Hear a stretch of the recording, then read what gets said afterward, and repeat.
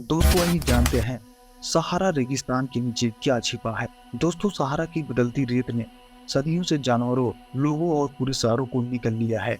यह दुनिया का सबसे बड़ा गर्म रेगिस्तान है और जो लोग इसके अंतहीन रेतीले मैदानों में खो जाते हैं उन्हें फिर कभी नहीं देखा जा सकता। रेगिस्तान में जहाँ कहीं भी पानी मिल सकता है वहाँ आप जीवन को चिपका हुआ पाएंगे। अब 9000 से 6000 साल पहले लोग दक्षिणी मिस्र में नब्तालाया के पास रहते थे, तो यह क्षेत्र वार्षिक बाढ़ के अधीन था जिससे एक झील बन गई। नवपाषाणकालीन जनजातियां अपने जानवरों को चराने और पानी पिलाने के लिए वहां आती थी। ये लोग न केवल वहां जीवित रहे बल्कि उन्होंने बलिदान की संस्कृति विकसित की। गाय, भेड़ों और बकरियां सभी वहां विधिपूर्वक दफनाई हुई पाई गई हैं। दोस्तों लगभग 6000 साल पहले नाप्ता के लोगों ने एक घेरे में बड़े पत्थर के खंड स्थापित किए जिसमें चट्टान के अधिक स्लैब बाहर की ओर निकले हुए थे। एक माँ का पूर्वज चित्र किया गया है। यह दावा किया गया है कि यह पत्थर का घेरा जो स्टोनहेंज से 1000 साल पहले का है, सबसे प्रारंभिक ज्ञात खगोलीय रूप से संरक्षित संरचना है। इस बात पर अभी भी बहस चल रही है कि वृत्त वास्तव में किस ओर इशारा करता है, लेकिन एक शोधकर्ता का दावा है कि यह ओरियन बेल्ट की स्थिति के अनुरूप है, जैसा कि यह 6000 साल पहले आकाश में दिखाई देता था। सहारा रेगिस्तान हमेशा से अस्तित्व में नहीं था। जैसे जैसे लाखों वर्ष में जलवायु बदलती, रेत की सीमाएं बदल गई।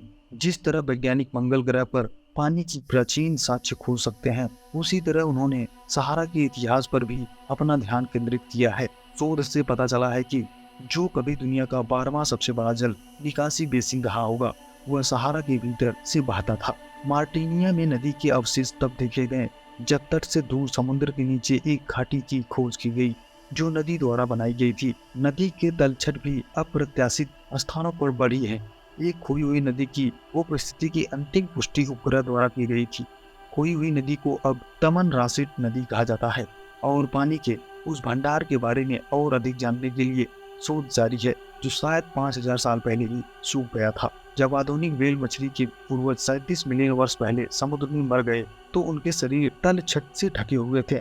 जैसे ही पृथ्वी की परत ऊपर उठी, उनका पूर्ण घर जमीन में बदल गया। आज 15 मीटर लंबे कंकालों का अध्ययन जीवाश्म वैज्ञानिकों द्वारा किया जा रहा है। साथ ही वे जीव भी हैं जिनके साथ उन्होंने समुद्र साझा किया था। व्हेल की हड्डियों के अलावा बड़े और खतरनाक शार्क के दांत भी पाए गए हैं। समुद्र हमेशा से राक्षसों का घर बना रहा है। लगभग 120 मिलियन वर्ष पहले 9 मीटर लंबा 30 फीट मगरमच्छ माचिमोसारस रेक्स, जिसे अब हम सहारा रेगिस्तान कहा जाता है, उसे अपना घर कहता था। एम रेक्स समुद्र में रहने वाला अब तक का सबसे बड़ा मगरमच्छ है। वह क्षेत्र जहां एम रेक्स कभी रहता था संभवतः एक विशाल लैंगून था जो 33 महासागर तक फैला हुआ था। वहां इसने अपनी विशाल सिर अविश्वसनीय समुद्री कछुओं के गोले को तोड़ने और मछली को छीनने के लिए किया। रेगिस्तान में की गई समुद्री खोजों के विषय को जारी रखते हुए स्पिनोसारस अब तक खोजा गया सबसे बड़ा मांसाहारी डायनासोर है। 95 मिलियन वर्ष पहले रहने वाला स्पिनोसारस लगभग 7 मीटर लंबा था और 16 मीटर चौड़ा था, जो कि बेहतर ज्ञात टी-रेक्स से अधिक। स्पिनोसारस अपने सुप्रसिद्ध प्रतिद्वंदी जैसा दिखता और रहता था। स्पिनोसारस की पीठ पर हड्डियों का एक विशाल पाल चिपका हुआ था और कई अन्य अनुकूलन थे जिन्होंने वैज्ञानिकों को चकित कर दिया था। अब यह माना जाता है कि स्पिनोसारस एकमात्र ज्ञात वास्तविक अर्धजलीय डायनासोर है। यह उनकी डायनासोर शिकार यात्राओं में से एक है। उन्हें गलती से सहारा में सबसे बड़ा मानव कब्रिस्तान मिला। नाइजर में गोबेरो की साइट लगभग 10,000 साल पहले बसी हुई थी। 2 साल की खुदाई में लगभग 200 मानव दफनाने का पता चला है और निवास की 2 अलग अलग अवधियों की ओर इशारा किया गया है जो 1000 से अधिक वर्षों से अलग थी। तो दोस्तों वीडियो पसंद आए तो लाइक करें, कमेंट करें, सब्सक्राइब करें। ऐसी वीडियो पाने के लिए हमारे साथ जुड़े रहें।